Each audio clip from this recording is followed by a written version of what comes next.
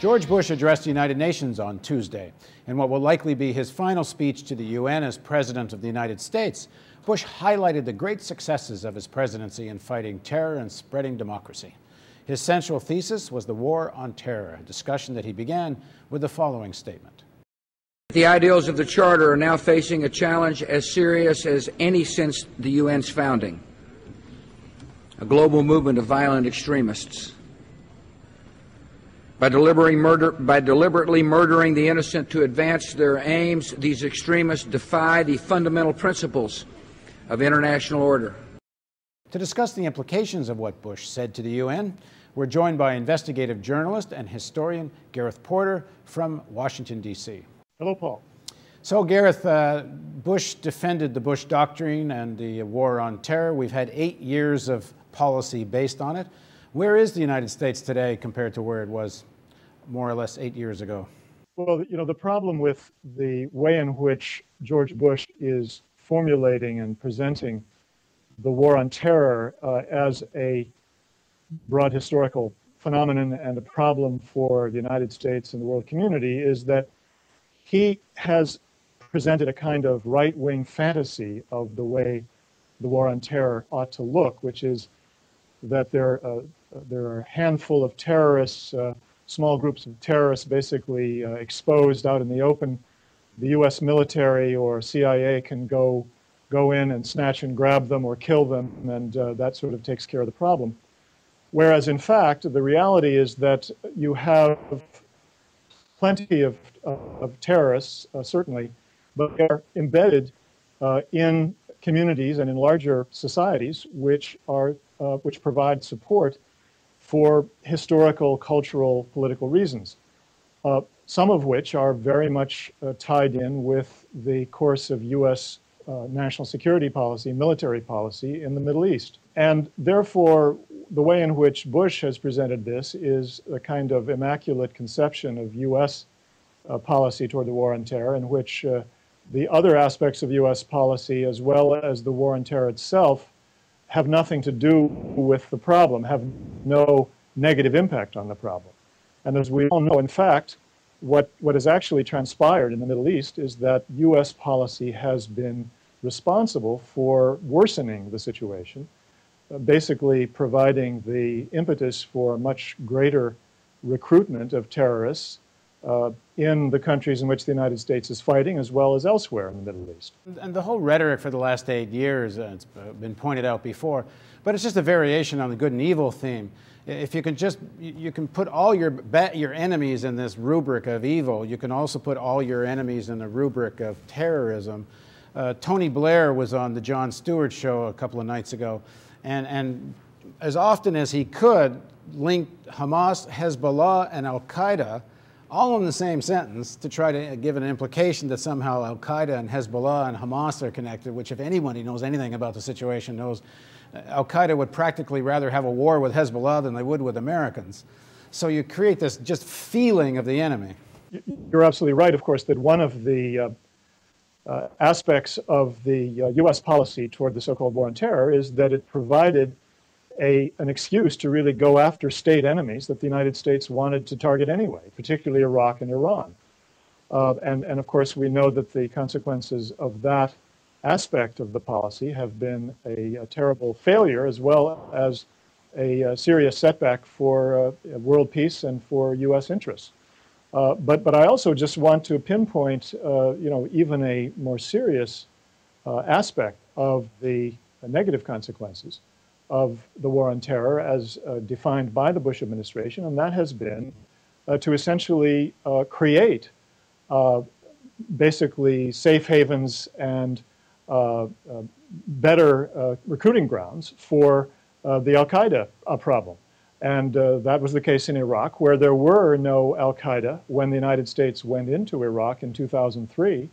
But by 2005, there was a very strong Al-Qaeda movement. Let's play another clip of the Bush speech, because according to President Bush, there's been great successes in Iraq and Afghanistan with the birth of new democracies. Here's what he had to say about it. Over the past 7 years, Afghanistan and Iraq have been transformed from regimes that actively sponsored terror to democracies that fight terror. Libya has renounced its support for terror in its pursuit of nuclear weapons. Nations like Saudi Arabia and Pakistan are actively pursuing the terrorists. Few nations, regimes like Syria and Iran, continue to sponsor terror. Yet their numbers are growing fewer, and they're growing more isolated from the world. So, Gareth, the Bush doctrine seems to be working. What do you think? Well, first of all, you have two aspects of this. Again, one being the way in which the Bush doctrine or the policy of the Bush administration has worked in both Iraq and Afghanistan, and secondly, then the policy as it has worked with regard to Iran in particular and the rest of the Middle East in general. With regard to Iraq and Afghanistan, you of course have the political myth of the success of the so-called surge as central to the Bush administration's effort to rehabilitate itself with regard to the war in Iraq. And more, as we see the reality being exposed, we find out that it wasn't the surge at all that caused the setback to al-Qaeda in Iraq, but rather al-Qaeda's own extreme measures, which basically alienated its own Sunni base in the Sunni part of Iraq.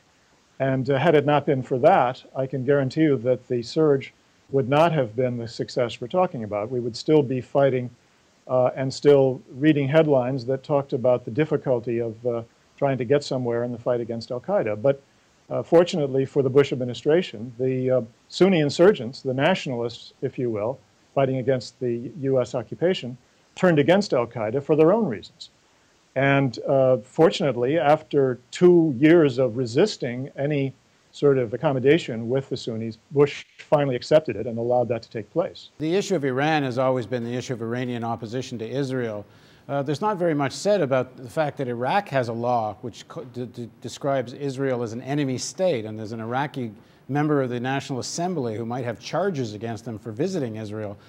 This is not something President Bush talks about, unless this is part of his emerging Iraqi democracy. Well, this particular obfuscation with regard to the Iraqi policy toward Israel is, of course, part of a much larger effort to obscure the reality of Iraqi politics, which is that the al-Maliki regime, a Shiite-dominated regime, is much closer to Iran than it is to the United States. It shares both a Shiite perspective on the domestic politics of Iraq with the Iranian regime, and also shares the Iranian view of the larger picture of the Middle East, where they see the United States aligned with the Sunni regimes, which have not recognized the al-Maliki regime and are regarded quite rightly as really enemies, state enemies of the Iraqi regime that's now in power. If you step back a bit at the bigger picture of what he's talking about, the supposed successes in Iraq and Afghanistan, and then he talks about Saudi Arabia and Pakistan as fighting terror. These are all states that are on the verge of either being broken up, fractured in civil war, or if you go to the Sauds that are, and to some extent the Pakistanis, that are playing a double game with the Americans on where they fight terror and where they don't. I guess this is really more election posturing from Bush than anything else, because anyone that knows anything about the situation, I guess, can see through this fig leaf. Well, the Bush administration, of course, has many serious problems in terms of the way history is going to view its policy in the Middle East. But one of those problems is that it did indeed help to obscure the reality that the Musharraf regime in Pakistan was indeed playing a double game. It was, of course, taking plenty of American money, billions of dollars of American assistance, and it was allowing the United States to supply its troops and NATO troops in Afghanistan across the Khyber Pass, across the border with Pakistan. But at the same time, it was clearly reaching accommodations and even supporting the Taliban forces on the Pakistani side of the border. So, I mean, that has become even clearer than it was last year and the year before. But the Bush administration, of course, is not going to ever admit that until it's out of office, and then it will try to obscure it in the memoirs of the Bush administration officials. Well, in the next segment of our interview, let's talk about the state of the American empire. Maybe if someone should ask the Empire, are you better off than you were 8 years ago or not? And that's the question we'll ask in the next segment of our interview with Gareth Porter. Please join us.